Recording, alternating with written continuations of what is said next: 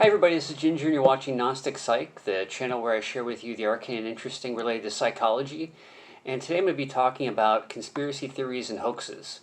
But before I get to that, I do want to recommend that if you like this video and some of my previous videos, if you want to click like and subscribe. And if you have any questions at all about my references, I always include them below my video. If you want to click on the downward arrow below to the video to the left, and all my references should come up. But yeah, today I'm going to be talking about conspiracy theories and hoaxes, in particular Protocols of the Learned Elders of Zion, which was actually a forged document that was first released in 1903 in Russia. It had been written sometime before that, but it's been kind of a almost like a holy text for anti-Semites since its release, and it's kind of like their very own, in their minds, their own Pentagon Papers or the scene minutes of the Bilderberg Group or something. And basically, what the protocols were the alleged leaked proceedings of the World Zionist Congress, in particular. The Zionist Congress, this secret cabal, was all these high-ranking Jews who were planning on taking over the world, and it kind of laid out their program, a number of protocols by which they would do that, by basically using, the financial means, the news media, education, alcohol, and et cetera, et cetera. And it's been believed and argued to be an actual true document by anti-Semites, from Henry Ford to the Nazis to anti-Semitic Islamic groups. But in actual fact, it's forgery, using lifted passages from a French political satire book about Emperor Napoleon III in the 19th century, called Dialogues in Hell between Montesquieu and Machiavelli, and Biarritz, which is a novel that was written by this anti-Semitic German Prussian Secret Service agent who used a pen name to write this book.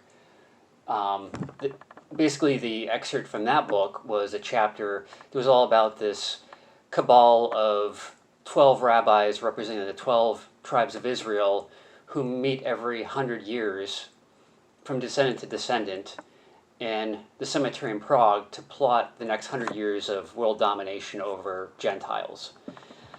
And basically, the people who were behind the forgery, actually it turns out, were members of the Tsarist secret police, the Okhrana, who actually used assets in Paris at the time to put together the book, and it ended up being circulated in the country, and it was actually used during the lead up to World War I and then the Russian Revolution. The book was used as an excuse to commit pogroms, or like violent mass attacks and riots against the Jewish population in Russia. Unfortunately, yes, innocent civilians by the hundreds, possibly thousands, were massacred. At that time, there was social unrest in the Russian Empire. There had already been a communist uprising in 1905 that was actually instigated by the Bolsheviks and another faction of Russian communists, the Mensheviks, which at that time were led by Leon Trotsky, Lev Bronstein. And so the Tsarist secret police, the anti-Semites, in particular, this right-wing nationalist faction called the Black Hundreds, ended up releasing protocols, and they argued that communism was a Jewish Zionist world conspiracy, and these revolutionaries were just a tool of Jewish elites to undermine Christian Russian civilization.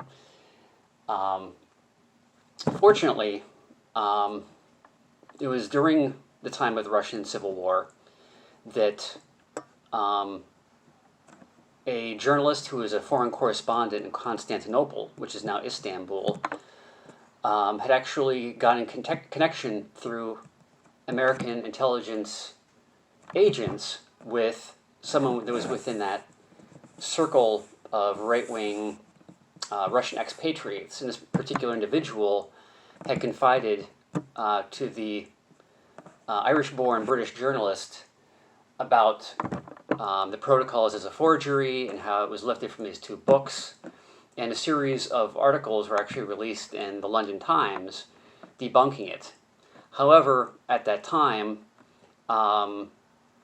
it was really like a mouse trying to stop an elephant, as far as people who were trying to use logic to stop the onslaught of anti-Bolshevism and right-wing nationalism that was already starting to accelerate. Because it actually, a year after the Protocols debunk articles were released in the London Times, Mussolini and his fascists took over Italy. The Civil War in Russia had ended up with a lot of Russian exiles moving westward into Germany, and they ended up actually sharing a whole lot of scare stories, a lot of frightening tales about, all the Bolsheviks, all the Soviets being Jews and committing atrocities against, everything Christian and Western as far as Russian civilization. And this Red Scare had actually reached U.S. shores around that time as well. There were fears stateside because of anarchist activities, some of which were tied to Emma Goldman and Alexander Berkman, both of who were of Jewish descent. The Communist Party in the United States was fairly large and had some leverage in left-wing politics, so there's fears that this Bolshevik tidal wave would sweep into the United States.